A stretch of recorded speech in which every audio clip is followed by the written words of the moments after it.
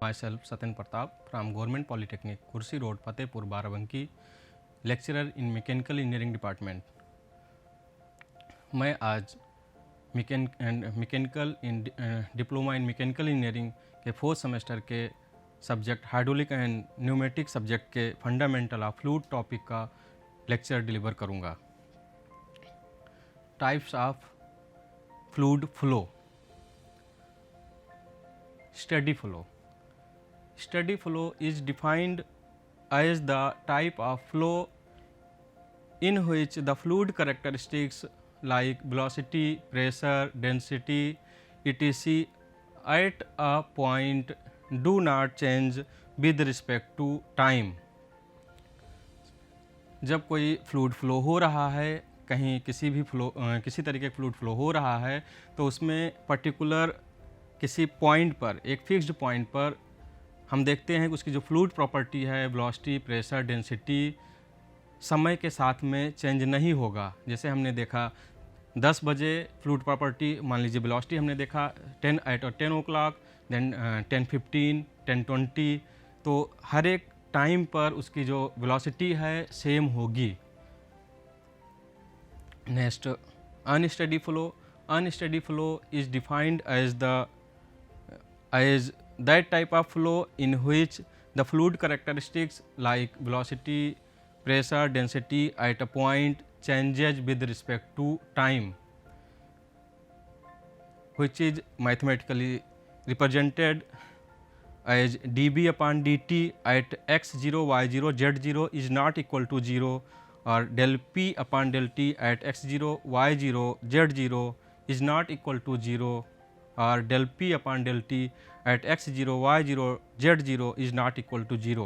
That is for unsteady flow, and for steady flow is del b upon del t at x is equal to x0, y0, z0 is equal to 0, and del p upon del t at x0, y0, z0 is equal to 0, and del p upon del t at x0, y0, z0 is equal to 0. Means जब fluid properties में variation होगा तो हमारा unsteady flow होगा, and variation नहीं होगा तो हमारा स्टेडी फ्लो होगा with respect to time at a point. Uniform flow. Uniform flow is defined as that type of flow in which velocity at a given time does not changes with respect to space. Means position के साथ में velocity change नहीं होगा at any time, fixed time पर। Time हमारा constant हो, मान लीजिए कि 10 o'clock पे देख रहे हैं, पॉइंट 1 पर, पॉइंट 2 पर, पॉइंट 3 पर, हर एक पॉइंट पर वेलोसिटी हमारा कांस्टेंट है। वेलोसिटी हमारा कांस्टेंट होगा तो हमारा यूनिफॉर्म फ्लो होगा। वेलोसिटी कांस्टेंट नहीं होगा, फ्लूइड फ्लो मान लीजिए कोई हो रहा है, हम ऐसा कंसिडर कर लेते हैं, कोई पाइप में फ्लूइड फ्लो हो रहा है, इस तरीके से फ्लो हो रहा है। अब पॉइंट 1 हमने देखा, पॉइंट 2 देखा, पॉइंट 3, 1, 2, 3 इन पॉइंट पर देखते हैं तो किसी फिक्स्ड टाइम पर एट 10 o'clock पर हम देखते हैं पॉइंट 1 पर, पॉइंट 2 पर, पॉइंट 3 पर, सभी पॉइंट पर वेलोसिटी जो होगा हमारा कांस्टेंट होगा। वेलोसिटी हमारा कांस्टेंट होगा, that is the uniform flow. अगर वेलोसिटी कांस्टेंट नहीं है तो हमारा नॉन यूनिफॉर्म फ्लो होगा। That is mathematically represented by del b upon del s at t is equal to constant is not equal to 0 for the unsteady flow, and del b upon del s at t is equal to constant is equal to 0 for the uniform flow. Next, laminar flow. Laminar flow is defined as that type of flow in which fluid particles move in well defined path. Laminar flow के case में जो fluid flow हो रहा होगा, जैसा कि diagram में दिखाया गया है कि ये इसका पाथ जो होगा फिक्स होगा। एक फिक्स्ड पाथ में इसी डायरेक्शन में सारे पार्टिकल मूव करेंगे, in a fixed path, well defined path में मूव करेंगे। And for the laminar flow Reynolds number is less than 2000 and Reynolds number is equal to R is equal to rho V D upon mu. इसकी help से हम Reynolds number find कर सकते हैं, and rho is the viscous density, v is the velocity, and d is the diameter of the tube, and mu is the viscosity. Next, turbulent flow. Turbulent flow is defined as that type of flow in which fluid particles move in a zigzag path.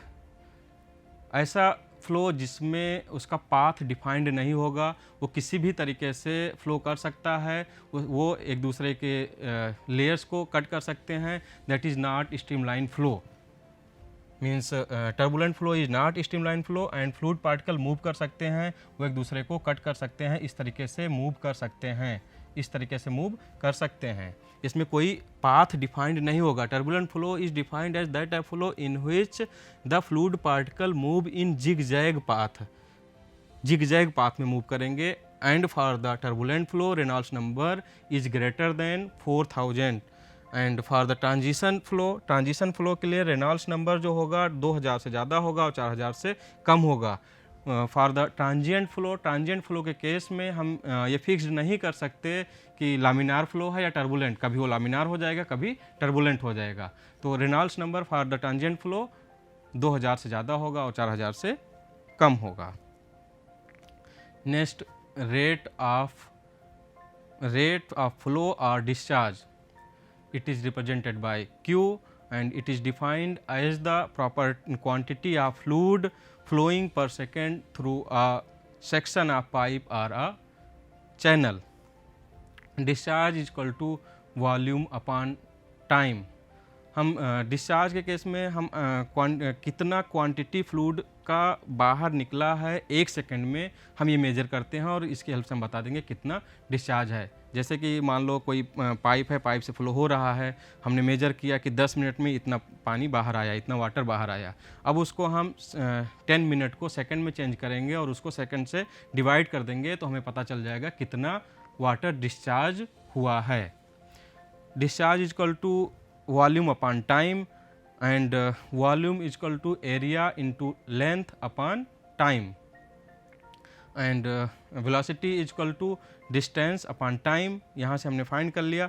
और यहाँ पर जो velocity हम consider करेंगे, mean velocity और average velocity consider करेंगे.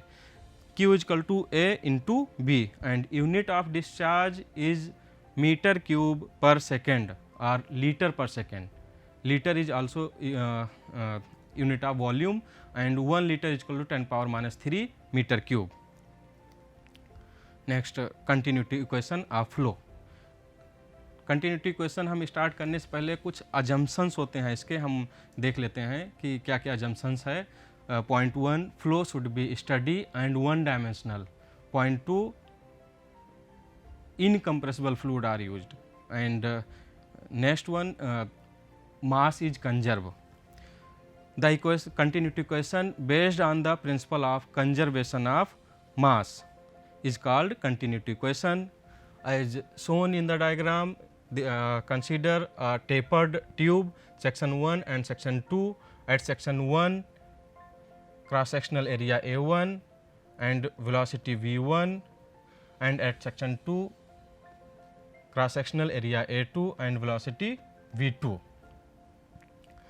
हमने consider कर लिया.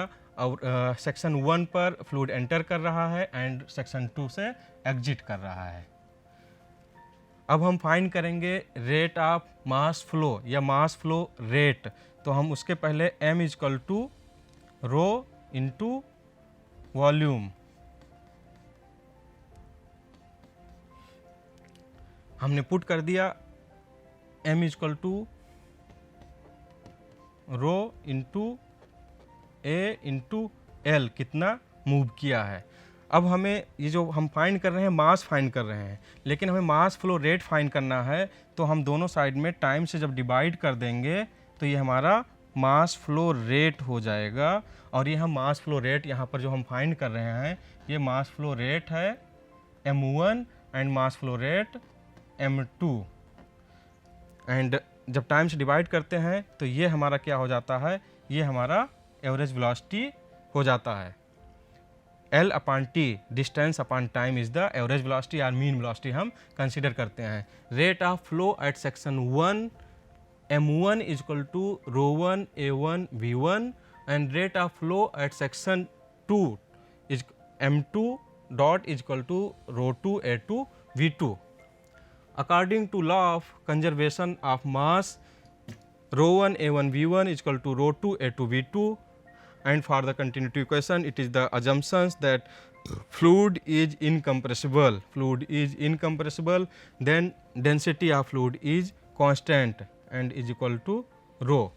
तो हम रो दोनों साइड से कैंसिल आउट हो जाएगा, a1 v1 is equal to a2 v2, then a into v is equal to constant and that is q, and unit of q is equal to meter cube per second. Next, energies of liquid. Static energy or potential energy. It is the energy possessed by the virtue of its position. Fluid की position के हिसाब से हम उसकी static energy या potential energy defined करेंगे.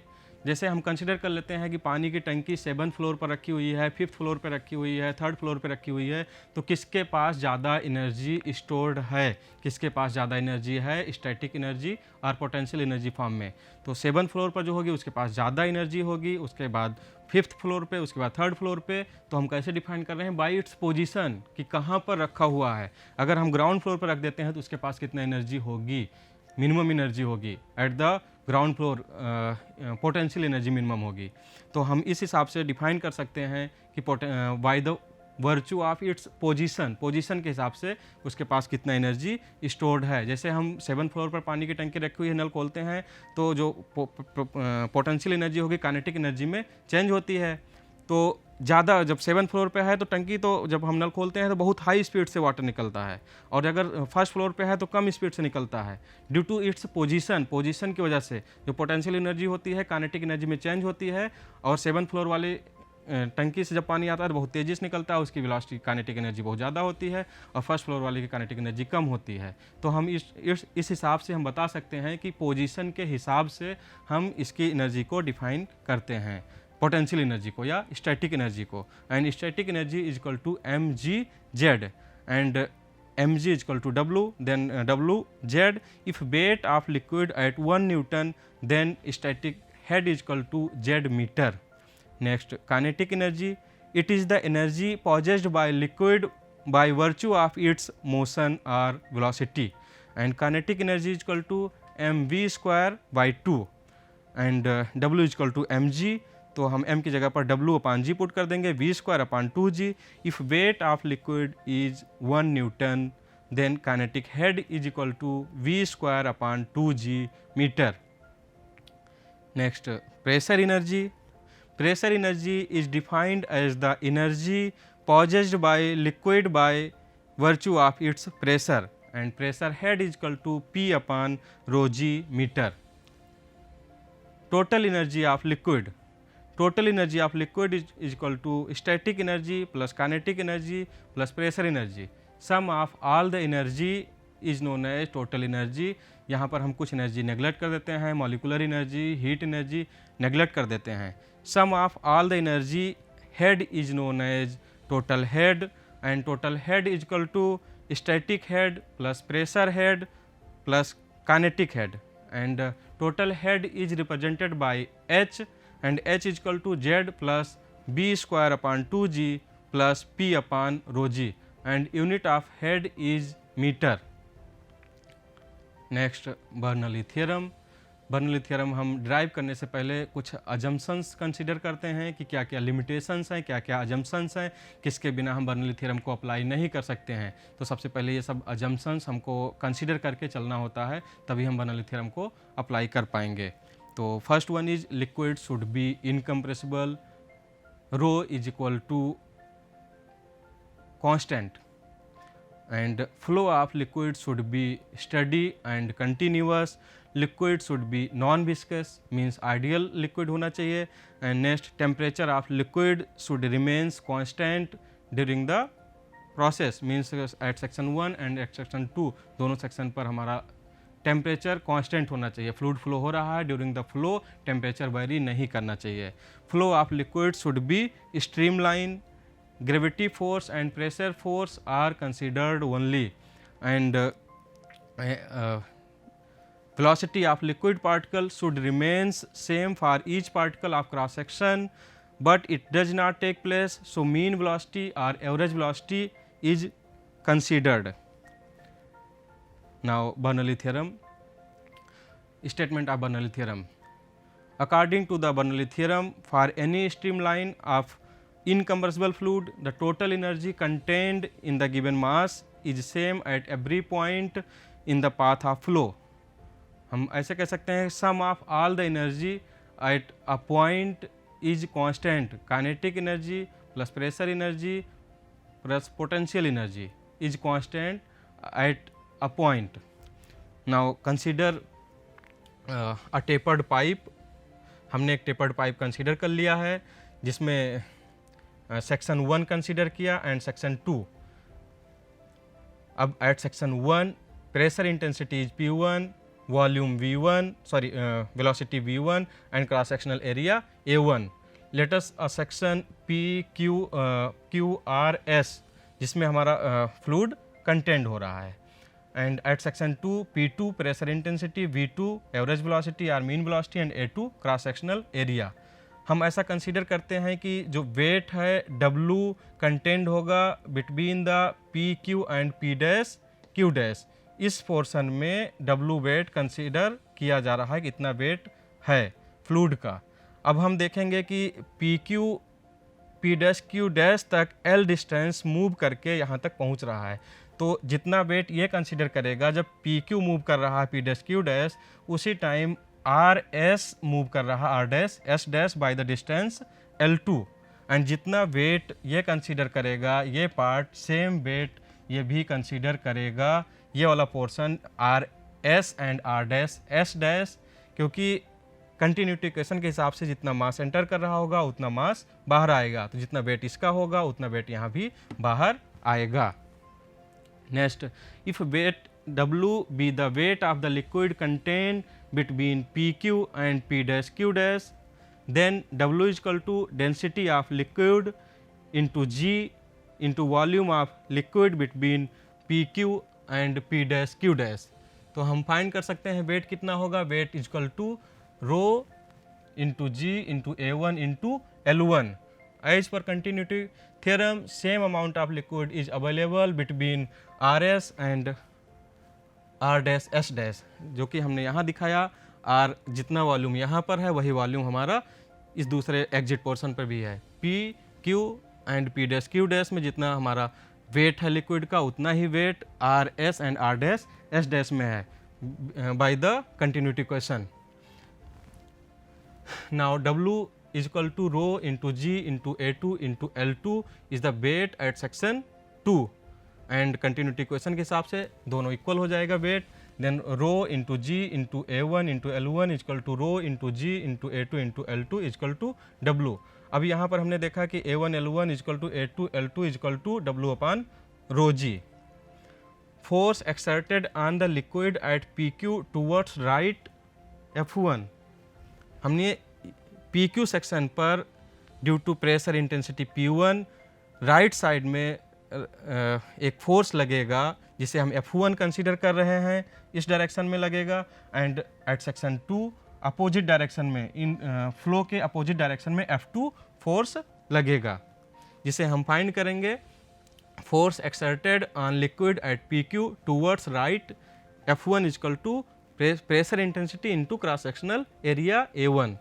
and so work done on the liquid to displace it by L1 is equal to F1 into L1, and F1 की value हमने पुट कर दिया P1 into A1 into L1. Force exerted on liquid at RS towards left F2 is equal to P2 A2. Similarly, F2 oppose the displacement of liquid at RS, so work done by opposing force is equal to minus F2 into L2.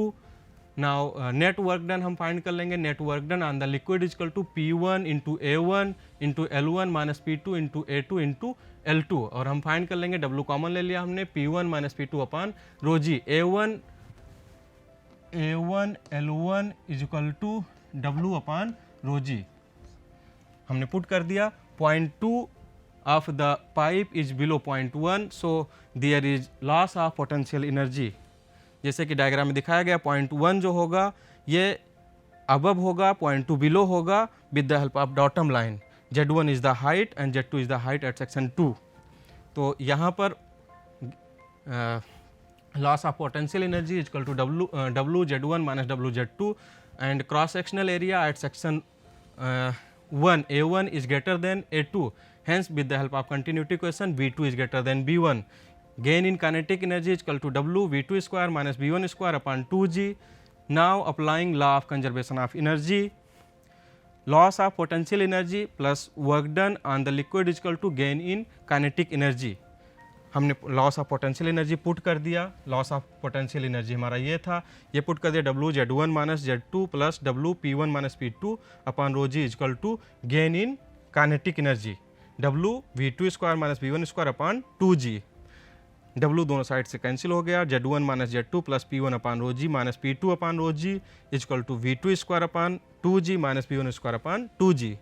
Then हमने 1 point सारा left side में ले लिया. Z1 plus P1 upon rho जी plus V1 square upon 2G left side में लेंगे तो plus हो जाएगा. B1 square upon 2G equal to Z2 plus P2 upon rho ji plus B2 square upon 2G.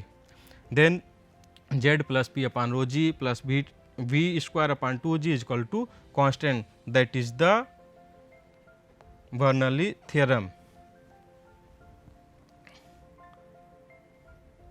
Next numerical problem. Discharge through a horizontal tapering pipe is 60 liter per second. Diameter of pipe is 20 centimeter at entry and 15 centimeter at exit. If water enters into the pipe at 0.1 Newton per mm square pressure, then determine pressure of water at exit. तो सबसे पहले हमें किसी भी question में क्या क्या दिया हुआ है गिवन डाटा लिखना होता है.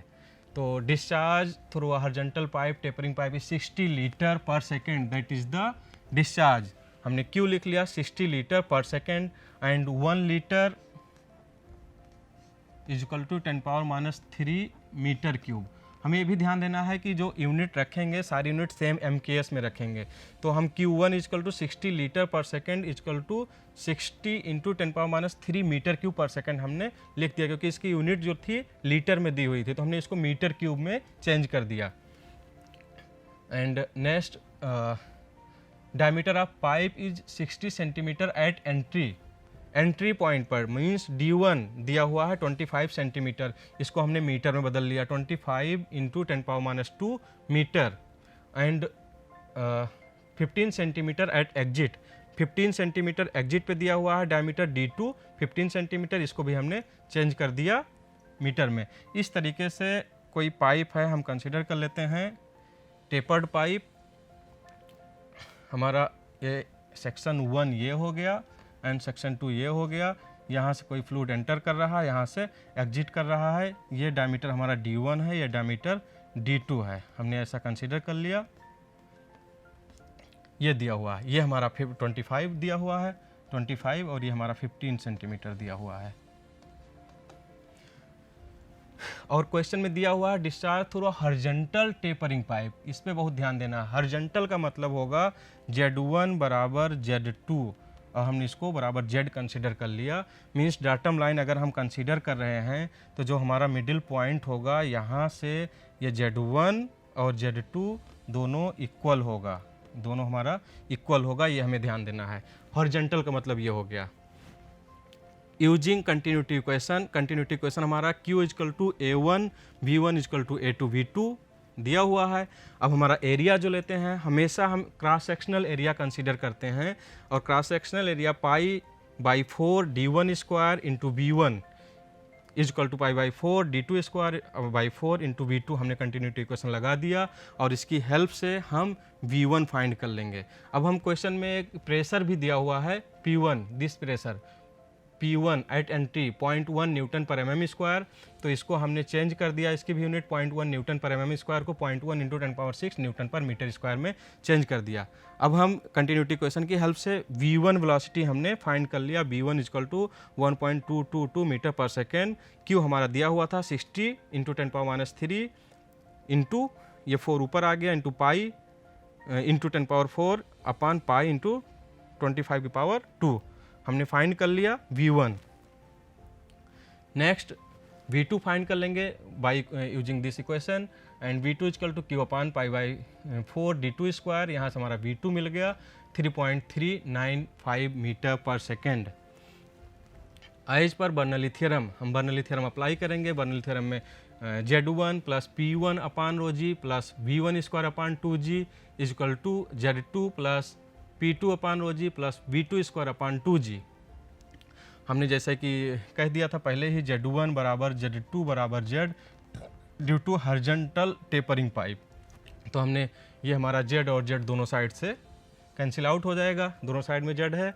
एंड P1 प्रेशर दिया हुआ 0.1 इंटू 10⁻6 अपान रो जी, रो 1000 kg पर मीटर क्यूब इंटू 9.81, डेंसिटी जो होता है हमारा 9.81 metre per second square, that is a gravitational acceleration. तो ये वैल्यू हमने पुट कर दिया, प्लस V1 1.22 आया था, इसकी वैल्यू पुट कर दिया upon 2 into 9.81 is equal to P2 हमें फाइंड करना है क्वेश्चन में, जैसे कि क्वेश्चन में दिया हुआ था pressure then determine pressure of water at exit, P2 pressure हमें फाइंड करना है। तो ये P2 हमें फाइंड करना था, अपान रो की वैल्यू पुट कर दिया एंड जी की वैल्यू पुट कर दिया plus V2 square upon 2G, V2 की value 3.395 into whole square upon 2 into 9.81 हमने ये पुट कर दिया। उसके बाद P2 अपान 1000 इंटू 9.81 इस इक्वेशन को रख लिया, इसको सॉल्व कर ले आ गया। उसके बाद P2 हमारा मिल गया इतना and P2 equal to 94983.7 newton per metre square and its unit is also 94983.7 pascal. Thank you.